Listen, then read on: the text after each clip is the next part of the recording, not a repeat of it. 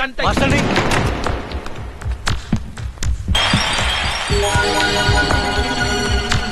Master नहीं।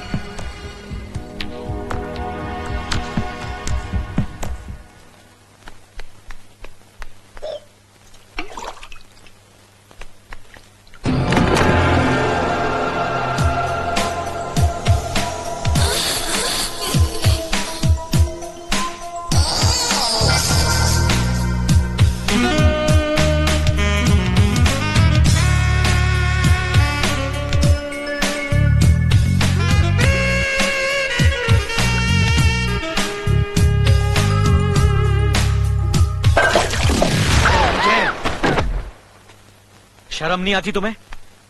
एक master नहीं होकर चरित्र इतना गिरा हुआ? छी! मैं आज ही भैया से कहकर तुम्हें गांव से बाहर करवा देता हूँ। अपना सामान बांध कर तैयार रहना। अरे मैं बर्बाद हो गई। दादा ठाकुर के भाई अर्जुन ने मेरी इज्जत लूट ली, मुझे कहीं का नहीं छोड़ा। अरे कोई है जो मेरी फरियाद सुन सके, मुझे इंसाफ दिला सके? आप लोग खामोश क्यों हैं? क्या मेरी बात का यकीन नहीं है, या फिर दादा ठाकुर के डर से गूंगे बहरे हो गए हो? देखो बहन, ये देखो मेरी हालत, देखो देखो भाई साहब, ये देखो मेरी हालत क्या हो गई है। मैं आप लोगों के हाथ जोड़ती हूँ, मुझे इंसाफ दिलाइए। चुप हरामजादी, नाटक करती है। ए कलमुही, तू जिस पर कीचड़ उछाल रही है उस खानदान के लोगों का पूरा भरतपुर देवता की तरह पूछता है। अरे मास्टर नहीं, आप क्या हुआ? अर्जुन ठाकुर साहब ने मेरी इज्जत लूट ली ना? मुझे मालूम था। वो तो कई दिनों से तुम्हारी इज्जत के पीछे हाथ धोके पड़ा हुआ था। आज हाथ साफ कर लिया। तुमने ना कहा होगा, उसने हाँ कहा होगा।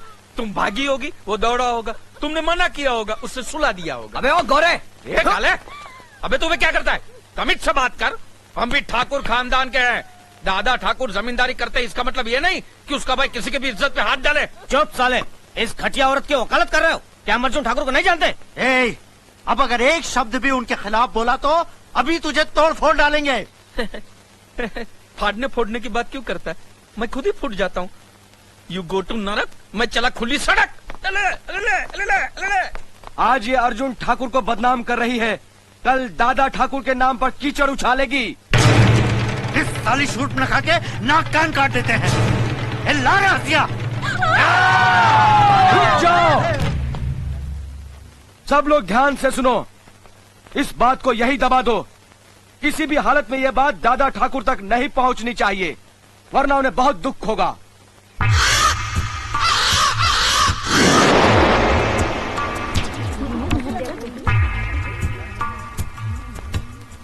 मेरी मौत का कारण दादा ठाकुर का भाई अर्जुन। ये कैसे हो गया? हमने सोचा भी नहीं था कि ये आत्महत्या कर लेगी।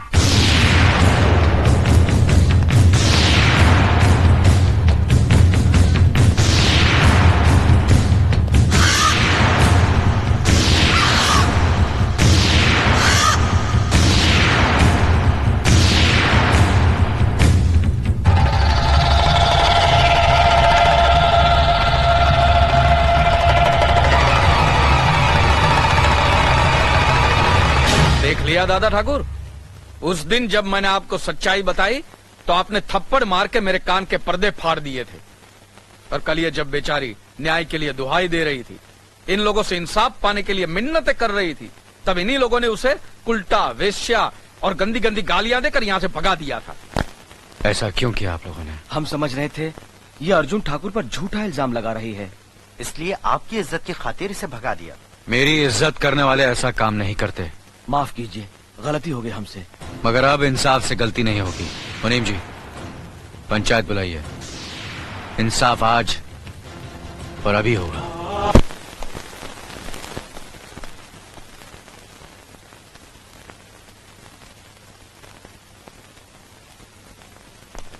सुनिए, हम जानते हैं आप कभी कोई गलत फैसला नहीं सुनाएंगे, लेकिन हमारा अर्जुन भी गलत नहीं है। हमने पाला है उसे, हमारा बेटा है वो कभी गलत नहीं करेगा। वो मेरा भाई भी तो है।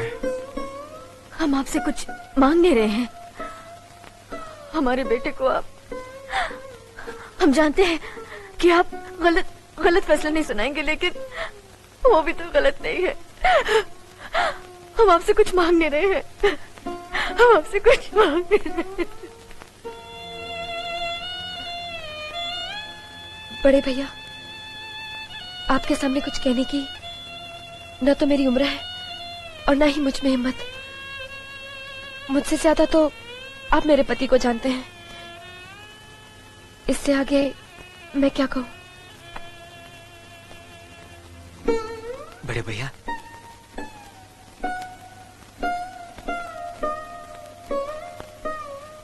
कुछ नहीं, कुछ नहीं।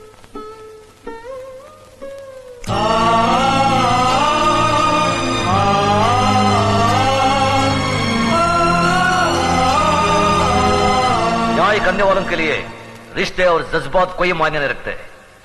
बेटे, जान चली जाए पर आन न जाने पाए।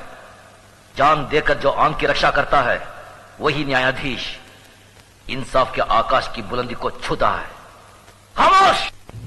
तुम्हारे इन मगरमच्छ के आंसुओं को देखकर गजराज ठाकुर का दिल नहीं पसीजेगा।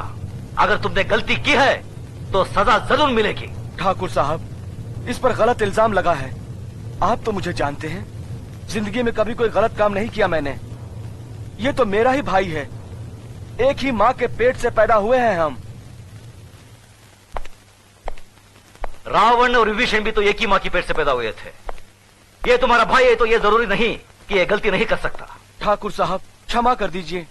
पहली बार क्षमा करने का मतलब है दूसरी बार गलती करने का मौका देना, यही ना मुनीम जी? हाँ मालिक, 100%।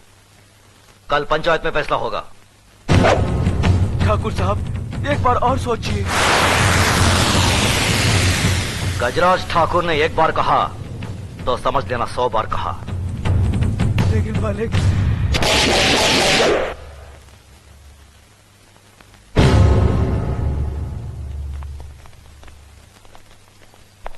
धर्मराज जी बाबूजी। आज तुम्हारे लिए बहू देखने जाना है। मनोरमा बहन ने जीजा जी को आने के लिए बोल दिया ना? हाँ बाबूजी, वो सीधा वहीं पहुंचे। पिताजी, ठीक है, चलो। पिताजी, हम भी साथ चलेंगे। अच्छा बेटा, हम सब चलेंगे।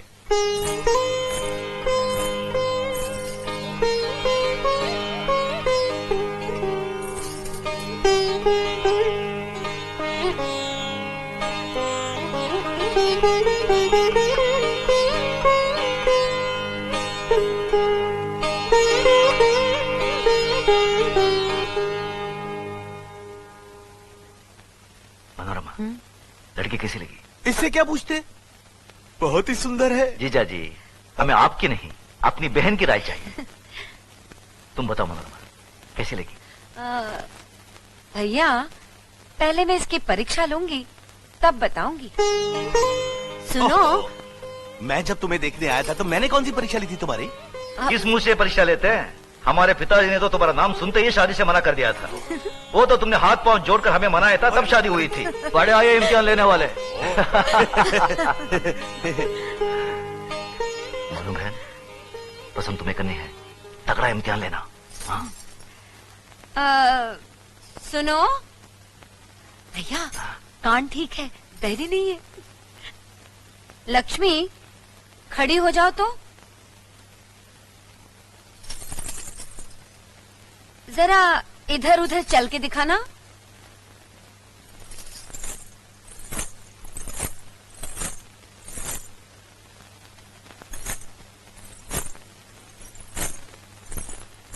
बस बस बस, अब बैठ जाओ।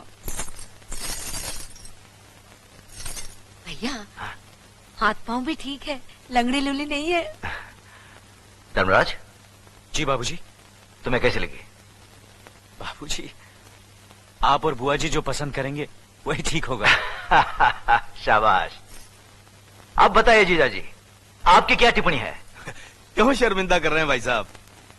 अब भगवान की बनाई हुई इस खूबसूरत कला पर भला मैं क्या टिप्पणी कर सकता हूँ? साक्षात देवी है। मैं तो कहता हूँ फौरन रिश्ता पक्का कर ही दीजिए। हाँ, रुको रुको, क्या हुआ? एक टेस्ट और बाकी है। बेटी, तुम्हें गाना वाना आता है?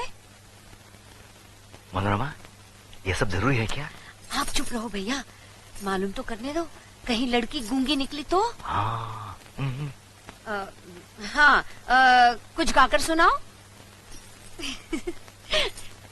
शर्मा रही है भैया। अच्छा चलो, पहले मैं गाती हूँ, तुम बाद में सुनाना, ठीक है?